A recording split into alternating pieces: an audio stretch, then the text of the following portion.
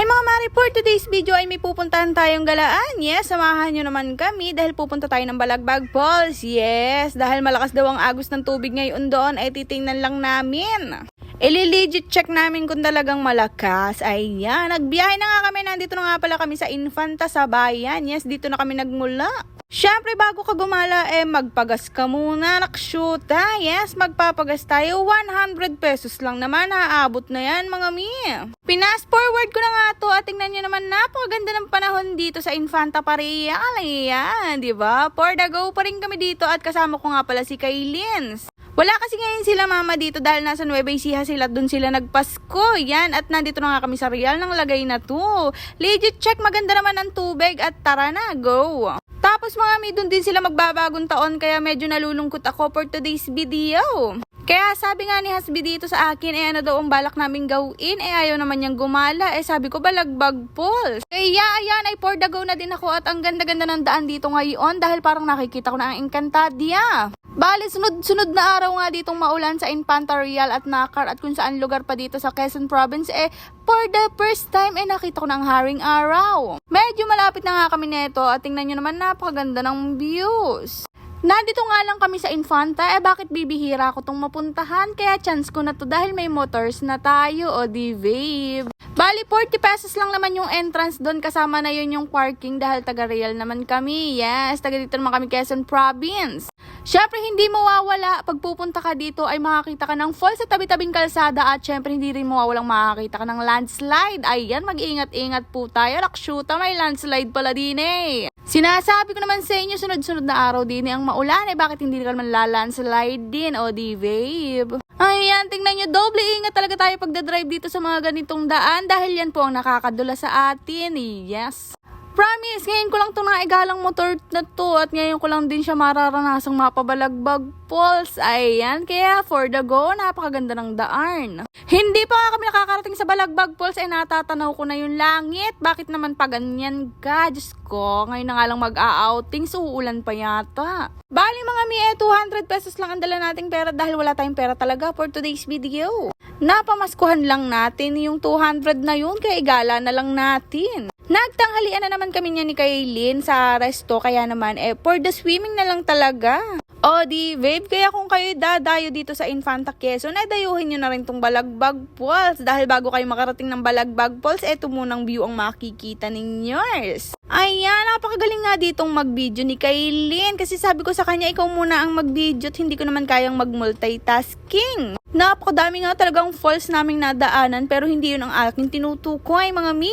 Balagbag Falls for the go. Ayan, malapit na nga tayo dito. As usual, pag malapit na ganyan, ayan la siya mga mi. Makikita nyo naman yan at madali lang naman yung hanapin. Dito kami nagparking sa may una dahil dito 40 pesos lang ang bayad. Dun sa kabila, 50 pesos ata. Isa lang naman Balagbag Falls.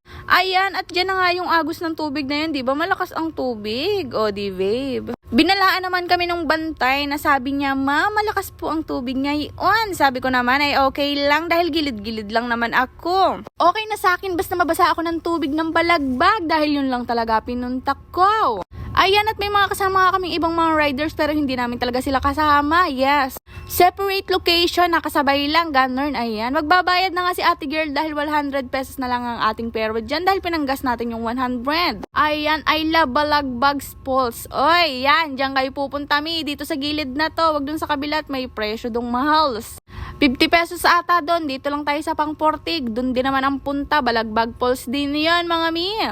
Ayan, at sabi ko, ganda-gandahan effect na naman tayo dahil wala namang masyadong tao. Ilan lang kami mga mi. Ayan, at naglakad-lakad na rin kami. Samahan nyo kami.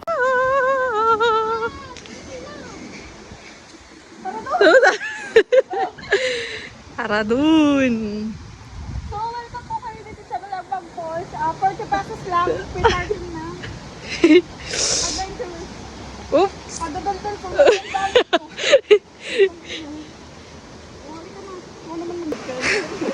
Kad, kinaladkad, nalaglag ako dito. Oh yeah.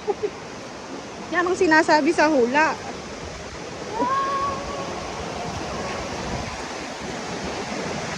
Diyos me, sa lagay na to para kaming nakawala sa koral. Yes. Bagay first time na payagan ng ganere. Pinayagan na nga ako mag-drive ng solo, pinayagan pa ako mag-swimming din sa Balagbag Falls. Talaga nga namang pagka-excited ng mga personals, yes. Ayan, Diyos ko, nakapekpek short pero lakad lalaki. Ba't ba ganyan ka maglakad kay Lynn? Ayan, medyo malapit na nga tayo dito pero pinas forward ko na. Konting lakadan lang naman to dahil maganda naman yung daanan dahil sementado na nga siya. Ayan, nabubulol-bulol pa nga ako sa lakas ng agos na yan. Hindi ka pwedeng magtatalon dun sa itaas. Ayan, and for the go, can we skip to the good part nga? Dahil ito na ang good part mga mi. Diyos me, may mga tao pala dun. Akala ko ba'y kami lang din pero hindi naman sila nagtagal dahil mas tumagal kami ni Kaylin din Ayan. For the go, napakalakas ng alon.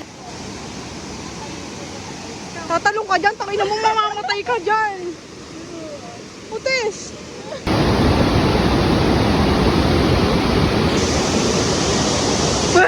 Uy, vape lang.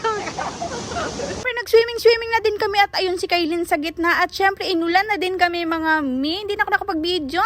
Ayan, at after ilang oras ng paglalangoy nag-uwi na rin kami dahil sobrang lakas ng ulan dun sa Balagbag Falls. Landslide kanina kung nakita nyo, baka mamaya magdire-diretso matabunan yung kalsada, di kami makauwi, shoot Ayan, tingnan mo naman dito, may pahinto na yung ulan, thanks God. Ayan, at hindi na rin kami naligo. Sabi ko sa bahay na lang tayo maligo.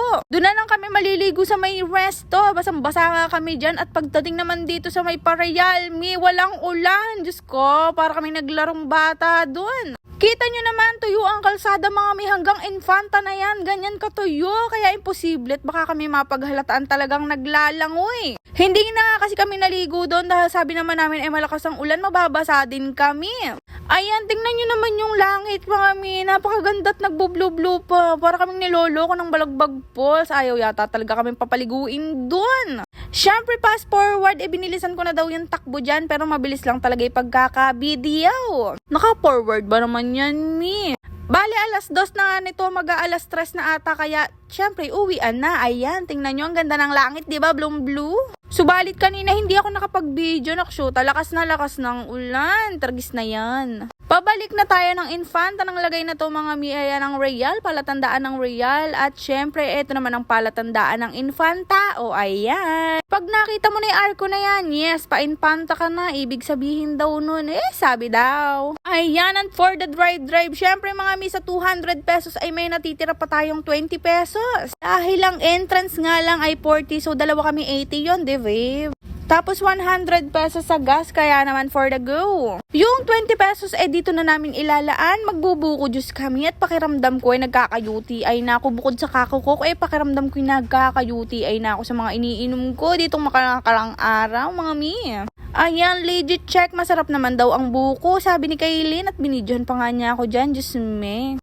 Kita naman, palaki na ako ng palaki. January talaga may magda-diet na ako for the go. Ayan, pa-like, share, and follow na lang po for more updates. Kaya naman, ano bang hinihintay mo? Uwi na tayo mga mi.